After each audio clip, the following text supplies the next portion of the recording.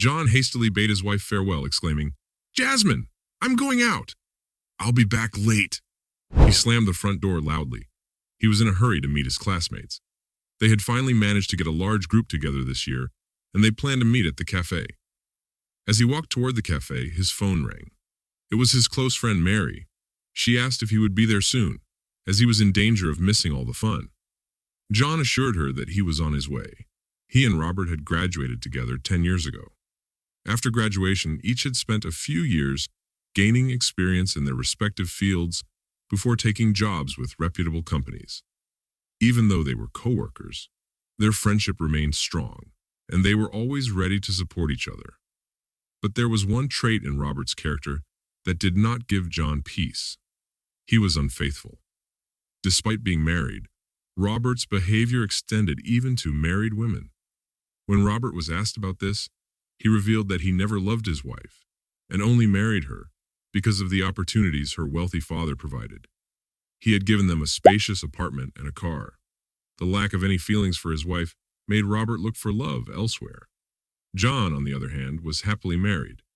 His wife provided him with constant care, a cozy home, and real stability and peace of mind. Although they had occasional disagreements, they understood that conflict was a normal part of any relationship. In short, Robert had a habit of constantly starting new romantic relationships, which he willingly and thoroughly shared with John. At first, Robert tried to explain to his friend that there was nothing wrong with what he was doing. But in the end, John realized that it was pointless and decided to accept his friend's lifestyle choice. John only asked not to talk about future affairs because it was against his own moral principles. Even though John avoided discussing Robert's personal life, he still saw his friend transform when he had a new lover. His eyes sparkled, his confidence grew, and he acted like a conqueror. Sometimes it seemed that these conquests were the sole purpose of his friend's existence. One day at work, John received a flood of orders from clients and became completely absorbed in processing them. He didn't immediately notice when the secretary came to his desk and informed him that his boss was requesting his presence in the office, indicating that something was wrong. Although the secretary looked concerned, John reassured him with a cheerful reply, suggesting that nothing was wrong. With a sense of curiosity, he headed toward his boss's office. When he entered, he was greeted by a broad smile from his boss, who invited him to sit across from him.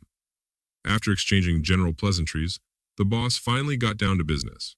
"John, our regular customer couldn't help but praise you. In addition, the manager informed me that you have been diligent in fulfilling all your plans.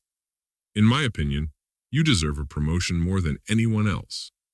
The man couldn't contain his joy. He had been looking forward to this moment, and now, finally, everything was falling into place. After expressing his gratitude for his boss's trust, he headed to his workplace. Robert immediately approached him and asked, "What did the boss say?" "I've been promoted. Can you imagine how long it took me to accomplish this?" John glowed with happiness. Robert, on the other hand, didn't take the news so happily. "But we started working here at the same time, didn't we? Why haven't I been promoted too?" he complained. "I don't think I'm doing any worse work than you." John looked sadly at his friend. He remembered how often Robert spent time at work on personal matters and took frequent smoke breaks. Because of this, he often didn't have enough time to complete his daily tasks.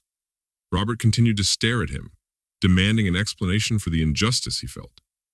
"Listen, friend," John began cautiously, choosing his words carefully. "Maybe you should spend less time on dating sites during work hours. Remember when you missed some rush orders because of that?" Irritated, Robert replied, "So you're saying I don't do anything here? Sounds like you've already become a big shot." John sighed heavily, realizing that he was the only one who saw the situation clearly. Once again, his words were twisted by his friend, who instantly went on the defensive. Despite John's attempts to smooth things over, his comrade preferred to walk away and cut off the conversation. He didn't know then that the seed of jealousy his friend harbored would grow into something bigger. The resentment was festering inside him. After a few days, the friends managed to patch things up. Although apologies were not Robert's strong suit, this time he made one. He acknowledged that John's promotion was fair and admitted that his behavior had gone beyond the call of duty. To celebrate John's success, They made plans to visit their favorite bar that weekend. When they finally met, John couldn't help but notice how his friend had changed.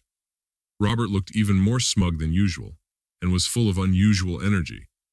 It was obvious that something new was going on in his life, and this time, it had to do with a woman. Showing curiosity, John politely asked about her.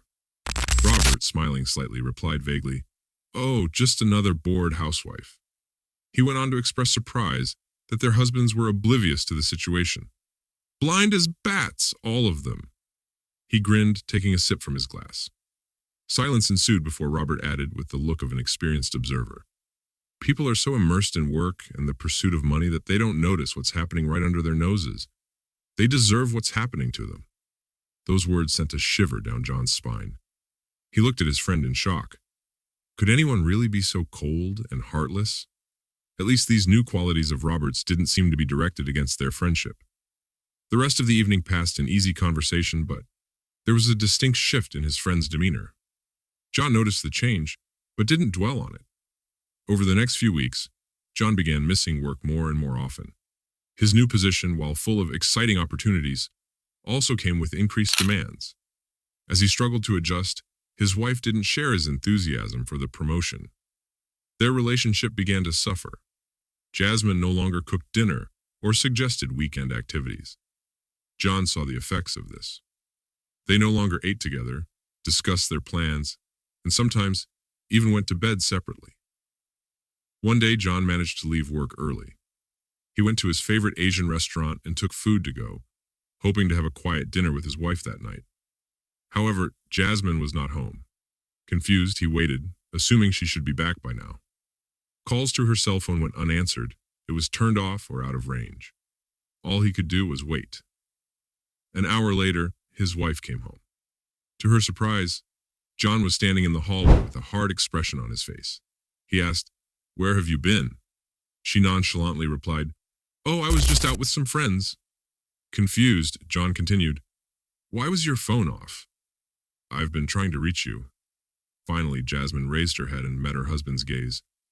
Her eyes were cold. "I wanted some peace and quiet." "Is that a crime? You're never around anyway.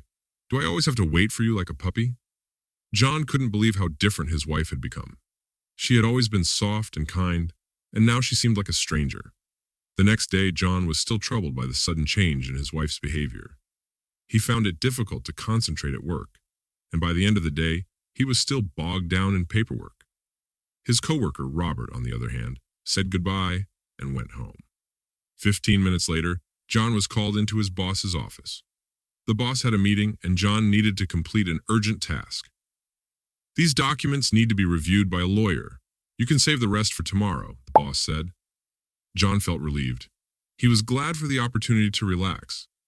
Taking the paperwork, he headed to the law firm's office, which was across the street from a small hotel. As John approached the building, he noticed a car parked nearby. It was definitely Robert's car. What a coincidence. His friend must be meeting someone here. John fought to keep from grinning to himself, but after a few seconds, the smile faded from his face. Robert was the first to get out of the car and made his way to the front passenger door, where he opened it and extended his hand to the lady. To John's surprise, as he watched, his wife Jasmine got out of the car. Time seemed to slow down, and John decided to confront them on the spot, but his legs were weak and unsteady. Instead, he found another means of retaliation, stealthily taking pictures of the couple as they walked toward the hotel entrance.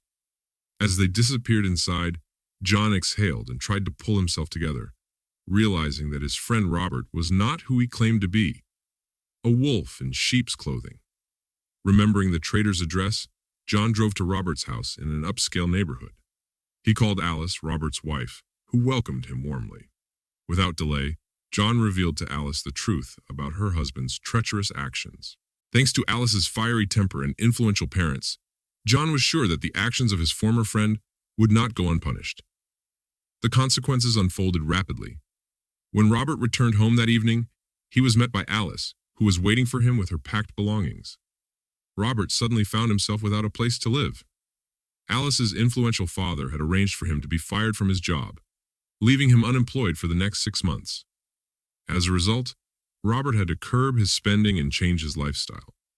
Eventually, John ended his marriage to his wife after a lengthy conversation with Jasmine to understand the reasons for their separation.